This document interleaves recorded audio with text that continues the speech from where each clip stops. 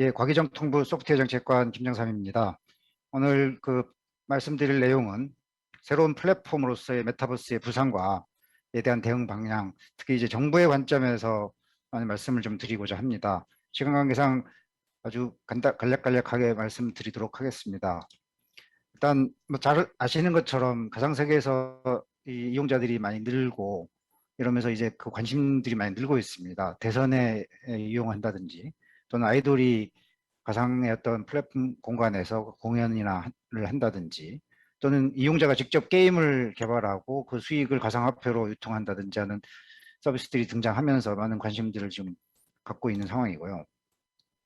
전체적인 시장의 흐름을 보면 초기에 게임 기업이라고 좀 써놨는데 이게 게임 기업 내지는 게임과 같은 형태 또는 이런 소셜 형태의 어떤 서비스들이 먼저 등장을 했고 새로운 기업들은 주로 이제 가상 자산, 이제 재화를 NFT로 해서 사용 가능한 마켓플레이스를 오픈한다든지 블록체인 기반으로 새로운 경제적 활동을 이제 염두에 두고 이제 서비스들을 만들어내고 있는 상황이고요. 그럼 글로벌 빅테크 기업들도 이제 그동안 우리 역사를 봤을 때 어떤 새로운 플랫폼이 등장하고 새로운 어떤 환경이 생겼을 때 어떤 글로벌 산업의 지형이 바뀌고 어떤 주요 사업자들이 뭐 쇠퇴를 하고 새로운 플랫폼 사업자가 등장하는 사례를 봤을 때 굉장히 빅테크 기업들도 이걸 관심을 갖고 지금 대응 전략을 고심하는 것 같고요. 그래서 주로 글래스라든지 이런 어떤 단말을 중심으로 한 플랫폼을 염두에 두고 있는 상황이고 삼성도 AR 글래스를 뭐 준비를 하고 있다고 지금 알려지고 있는 상황입니다. 이런 상황을 봤을 때 현재까지의 흐름은 뭐 대단한 어떤 첨단 기술이라든지 이런 것보다는 어떤 비대면 어떤 코로나 상황에 같이 이게 맞물려 들어가면서 현재 갖고 있는 어떤 서비스 모델에 이용자가 직접 참여하고 가상 자산으로 이제 새로운 경제 활동을 만들겠다는 어떤 비전을 갖고 지금 들어오는 것 같다는 생각입니다. 이제 이런 활동들이 문화예술 활동을 벗어나서 경제사회 전반에 이제 앞으로 이제 확산될 거다라는 장표고요. 이제 메타버스를 기술적으로 보면 가상융합 기술이 가장 대표적인 기술로 알려져 있습니다만 거기에 디지털 트윈을 통해서 현실 세계에 있는 데이터를 가상 공간으로 올리고 가상 공간에서 새롭게 시도하는 그 결과물들을 현실 세계에 반영하는 트윈이라든지 데이터, 네트워크, 인공지능 기술을 통해서 메타버스에 축적되는 데이터들을 확보하고 그 데이터를 활용해서 어떤 인공지능이 분석을 하고 또 새로운 어떤 경제적 가치를 만들어내는 공간이 메타버스라고 할 수 있을 것 같습니다.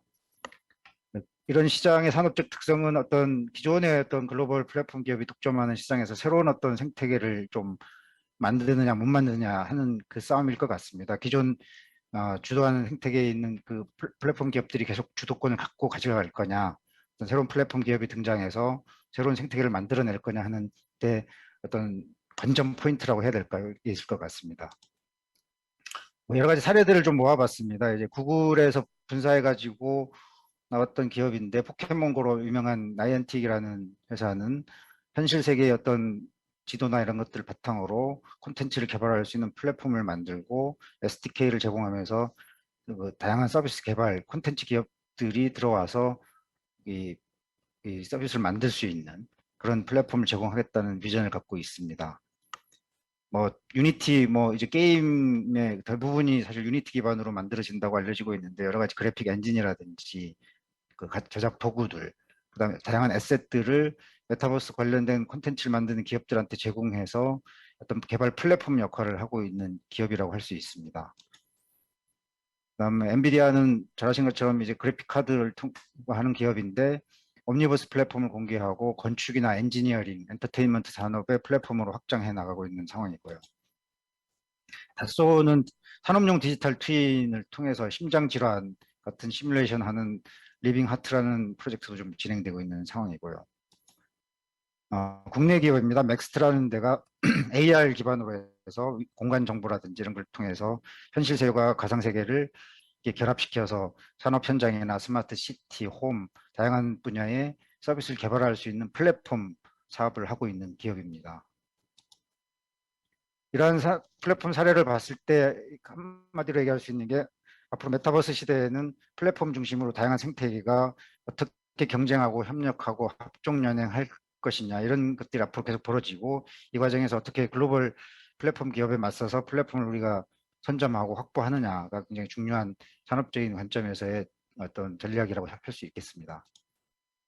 뭐 이런 관점에서 정부 입장에서 봤을 때 이런 플랫폼이 만들어져야 된다라고 보고 있는 거고, 물론 빅테크 기업들이 이제 글로벌 빅테크 기업들이 자체적으로 만들 수 있는데, 우리나라의 경우에는 그런 글로벌 빅테크 기업에 대응해서 어떤 개방형 플랫폼을 그 기업들이 만들 수 있도록 정부가 지원하는 형태의 전략들을 지금 생각하고 있는 겁니다. 그림을 보시면 가운데 어떤 플랫폼을 중심으로 해서 왼쪽에 다양한 그 기반 요소 기술들이 R&D가 된 것들이 이런 플랫폼에 탑재가 돼서 사스 내지는 파스 형태로 제공이 되면 다양한 서비스 개발자나 콘텐츠 개발자가 이 마켓플레이스를 통해서 이런 소프트웨어들을 갖다 쓸 수 있는 환경이 만들어져야 되고요.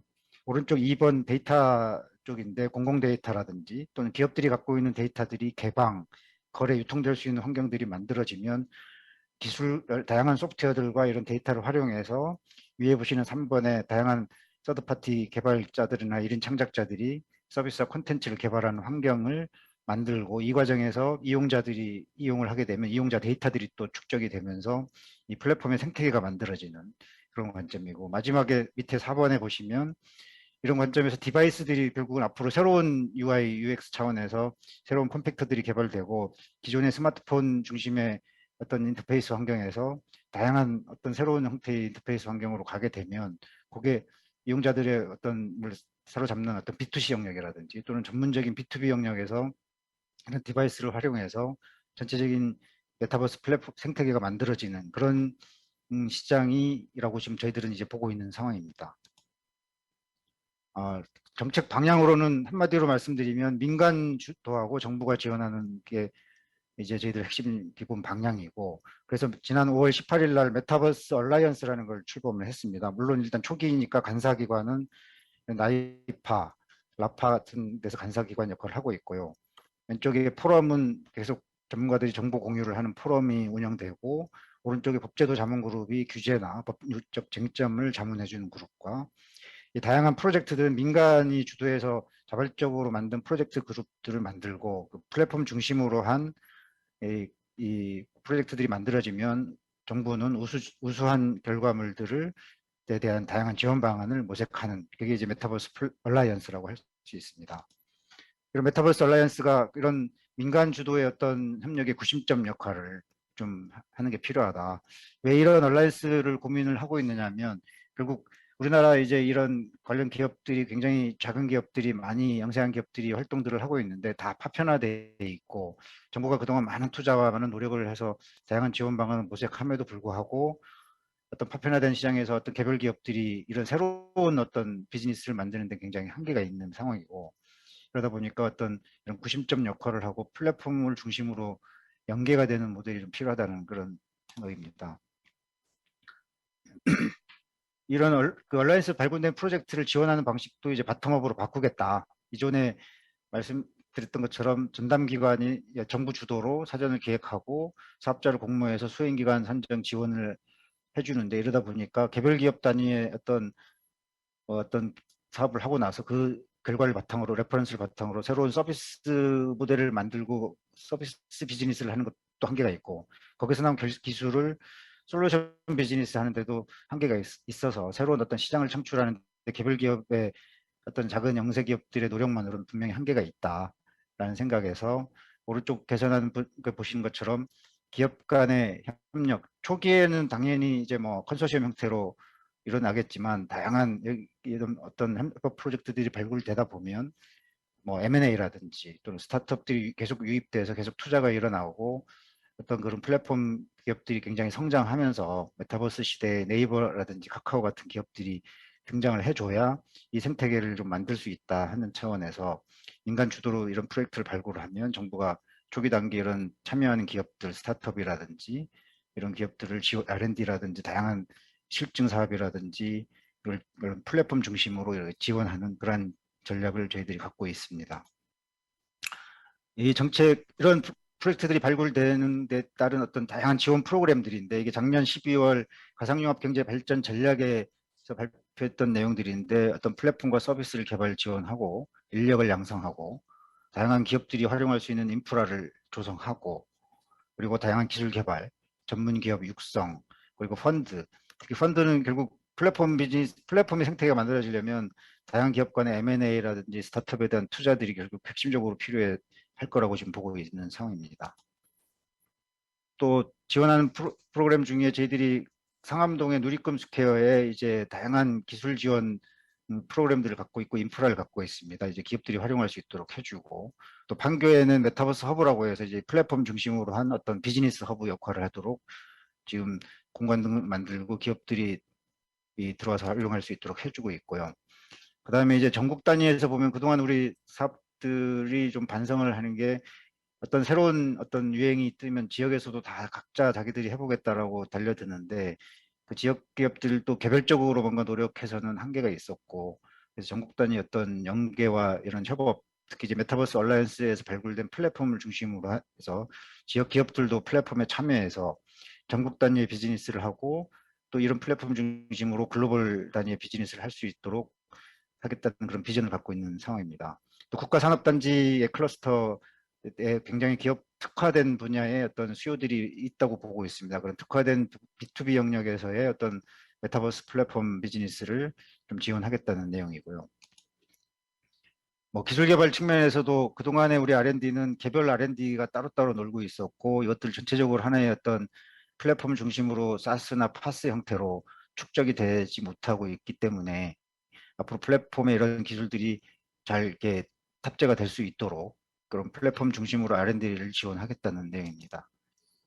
뭐 인재 양성 필요하고요. 기업 수요 중심의 인재 양성이라든지 산학 연계의 인력 양성 등을 추진할 계획입니다. 또 규제 문제가 굉장히 중요합니다. 크게 이제 그동안에 우리 ICT 규제 샌드박스를 통해서 실증 특례나 임시허가 등을 많이 해주고 있는데, 그중에 임시허가 같은 경우 보면 총 106개 중에서 VR, AR 관련 과제가 10개를 승인한 바가 있고요. 그다음 20년 8월에 국무조정실에서 전체 부처를 총괄해서 각 기관이 갖고 있는 규제 중에서 이런 가상융합 산업에 관련된 걸림돌이 될 수 있는 규제 등을 발굴한 게 35개 과제가 있습니다. 35개 과제를 발굴해서 이제 선제적으로 로드맵을 세워서 하나씩 하나씩 개선을 지금 해나가고 있는데, 현재까지 9개 과제가 이제 개선이 완료된 걸로 지금 파악이 되고 있고요. 근데 이런 접근들은 뭔가 근본적인 한계가 있다. 가상융합 산업이라는 게 완전히 새로운 환경에서 개발될 경우에 그 서비스가 기존 어떤 규제 체계와 안 맞는 부분이 하나씩 하나씩 고치기에는 한계가 있고, 전체적으로 어떤 그런 틀을 만들어주는 데 한계가 있다라고 보기 때문에, 오른쪽에 보시는 것처럼 저희들이 의견 수렴하는 과정에서 들어보니까 정부가 스피커 말은 입은 있는데 귀가 없더라. 그러니까 기업들이 불안해하고 불확실한 부분들에 대해서 들어줄 창구가 필요하다. 그래서 원스톱 창구를 마련해서 기업들이 원스톱 창구를 통해서 불확실한 규제 부분을 어떻게 컴플라이언스를 맞춰가야 될지에 대한 컨설팅을 해주고, 기획 단계에서부터 어떤 불확실한 부분을 해소해줘야 결국 기업들이 선제적으로 투자를 할 수 있기 때문에, 그런 부분에 대한 어떤 선제적 규제 혁신 체계를 만드는 부분, 그리고 이런 산업진흥과의 규제 혁신을 위한 통합 거버넌스, 그리고 이제 이런 것들이 전체적으로 되려면 어떤 독립적인 진흥법 체계가 좀 필요하다 하는 그런 의견들이 좀 나왔고, 그래서 이런 것들은 전반적인 어떤 법적 기반을 위한 어떤 새로운 입법의 필요성 등을 이제 저희들이 지금 검토를 하고 있는 상황입니다. 뭐 이제 규제 샌드박스 사례인데, 뭐 항공기 세대 이상을 확보해야 이제 할 수 있는 어떤 항공안전법 규정을 실증 특례를 통해서 이런 증강현실 관련된 교육 콘텐츠를 만들면 이제 특례를 이제 부여한 사례가 있고요. 이제 35개 규제 혁신 로드맵도 보면 다양하게 노력들을 많이 하고 있습니다. 의료, 엔터테인먼트, 제조 분야의 개별 법령에서 이제 문제가 되는 규제들을 좀 개선들을 하고 있는데, 산업계 입장에서는 아직 이렇게 개별 단위에 접근해서는 좀 뭐 이렇게 속 시원하게 이렇게 그 새로운 산업의 어떤 돌파구를 만들기는 어렵다는 그런 평가들이 있는 거라고 좀 할 수 있겠습니다. 그래서 메타버스 관련된 선제적인 가상지능 그 지능법제가 어떻게 될 것이냐. 그래서 산업진흥 측면에서는 범정부 거버넌스, 그리고 기업 애로사항을 원스톱으로 해결해 줄 수 있는 원스톱 창구, 다양한 지원 방안들, 규제와 관련돼서 법령 즉시 개선하고 임시 기준을 마련한다든지 실증 특례를 한다든지, 또는 지능 기반을 위한 다양한 그 법적 근거 등을 만드는 법제가 필요하다라고 지금 보고 있는 상황입니다. 그 외에도 추가 검토 이슈들 그동안에 저희들이 뭐 관련 전문가라든지 다양하게 이제 의견 수렴하는 과정에서 나왔던 얘기인데, 주로 기술 전문가들은 이제 다양한 플랫폼들이 등장하고 거기 안에서 가상 자산들이 많이 생기고 할 때 플랫폼 간의 어떤 그런 자산들이 서로 저기 플랫폼에서 만들 어떤 특정 플랫폼에서 만든 소프트웨어나 자산들이 다른 플랫폼에서 못 쓰인다라고 하면 어떤 중소기업들은 특정 플랫폼에 종속되는 문제가 있으니 어떤 플랫폼 간의 상호 운용성을 확보를 최소한 해야 중소기업들이나 개발자들이 다양한 플랫폼에서 서비스 비즈니스를 할 수 있는 환경이 되지 않겠냐라고 주장하는 그런 의견들이 계시고요. 그다음 계속된 얘기인데, 이런 새로운 인터페이스 환경, 뭐 이런 글래스라든지 이런 것들은 뭐 이런 실감, 몰입감, 특히 어지러움 같은 것들이 아직도 갈 길이 멀다. 그런 기술들을 적극적으로 투자를 해야 된다라는 얘기들이 있고, 특히 이제 디바이스 관련해서는 지금 어떤 VR 한 7, 8년 전부터 VR 열풍이 벌써 많이 투자를 했습니다만, 사실 가장 큰 결정적인 그 디바이스 분야에서 어떤 멀미감이라든지 또는 고화질 또는 해상도, 밝기 뭐 이런 것들을 해소하지 못한 부분이 있어서 많은 그 디스플레이라든지 이런 기술의 진보가 필요하다라는 거고요. 이런 데이터들이 아직 많이 쌓일 텐데, 그런 데이터들을 어떻게 효과적으로 확보하고 관리하고 그 권리 관계 문제라든지 이런 것들을 기술적으로 어떻게 뒷받침할 거냐는 그런 기술에 대한 얘기들이 많이 있었고요. 법제도적인 이슈에서는 디지털 자산에 대한 어떤 저작권 이슈는 법 전문가시니까 잘 아시겠습니다만, 어떤 현실 공간에 있는 거를 가상 공간에 옮겨서 어떤 만들었을 때 저작권 문제, 또 그 소유 NFT에 대한 소유권인데, 소유권을 이 이용자 것이냐 아니면 플랫폼 아, 사업자의 저기 것이냐. 있습니다. 그럼 저 예, 준비하겠습니다. 예. 이 플랫폼 사업자의 기존의 게임들은 이제 게임에 있는 아이템들은 게임 사업자의 것으로 이제 보고 있다고 알고 있고요. 만약에 이제 이용자의 것이라고 하면 어떤 플랫폼 사업자가 폐업을 한다든지 하면 그 소유권, 이용자의 소유로 있는 그 자산들을 어떻게 그럼 넘겨주고 해야 되는 그런 복잡한 경제적 권리 관계가 이제 있을 수 있다. 그리고 데이터에 대한 개방, 유통, 거래를 어떻게 법제도적으로 보장해서 할 것이냐. 특히 이제 이런 새로운 서비스가 등장하다 보면 특히 공공 부분에서 역할들이 초대기 단계에서 많이 필요한데, 공공기관에서 이런 메타버스 관련된 공공 서비스를 한다든지 또는 교육을 한다든지 어떤 훈련을 한다든지 할 때 어떤 새로운 플랫폼 개발하지 말고 민간에서 좋은 플랫폼들을 구매를 해줘야 민간의 핵심적인 서비스들이 좀 레퍼런스를 갖고 초기 시장에 안착할 수 있다는 측면에서 공공의 역할을 제도적으로 어떻게 보장할 거냐, 또는 윤리적 문제, 뭐 가상 범죄에 대한 것들이 결국은 지금 현재 인터넷 환경에서도 여전히 문제가 되고 있지만, 이런 메타버스 공간에서 했을 때 그 어떤 그 이용자들과의 어떤 정서적 일치성, 아바타에 대한 범죄 행위와 단순하게 이제 어떤 쓴 글, 블로그 글에 대한 어떤 그 악성 댓글은 기본적으로 사회적 영향이 굉장히 크게 다르기 때문에, 그런 거에 대한 어떤 그걸 어떤 식으로 다뤄줄 거냐, 뭐 그다음 그 외에도 다양한 그 대인관계나 의사소통, 우리 젊은 앞으로 미래 세대들이 사회적으로 건강하게 성장하는 과정에서 어떤 윤리적인 문제라든지 다양한 그 사회적으로 이제 환경을 만들어 줄 거냐는 다양한 뭐 이제 이슈들이 그동안 많은 논의 과정에서 수렴된 거고요. 앞으로 이런 부분들은 뭐 정부가 다 결정하거나 정리한다기보다는 사회적 논의들이 많이 이렇게 전개가 되면서 정리될 것이라고 지금 보고 있습니다. 이런 것들을 통해서 메타버스는 결국 무한한 경제 영토를 확장하고 새로운 비즈니스를 만들고, 우리가 그동안 어떤 닷컴이라고 할 수 있는 2000년대 전후의 어떤 인터넷 시대, 그리고 스마트폰의 모바일 시대, 나름대로 뭐 뒤졌지만 따라간 부분이 있고 앞선 부분도 있었는데, 메타버스는 어떻게 보면 지금 글로벌하게는 다 동일한 스타트 선상이라고 보면 뭔가 우리가 선점을 하고 새로운 비즈니스 세계를 확장하는 그런 전략 측면에서 굉장히 중요하다고 보여지고 있고요. 앞으로 계속 이슈가 될 것들이 결국은 전 지구적으로 이런 환경, 이동, 뭐 어떤 오염이나 공해 문제를 어떻게 최소화시키는 수단으로서 활용할 것이냐.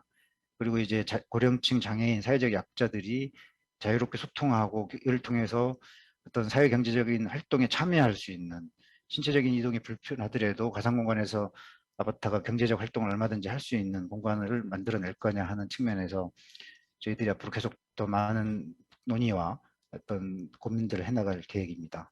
이상 발표 마치겠습니다. 감사합니다.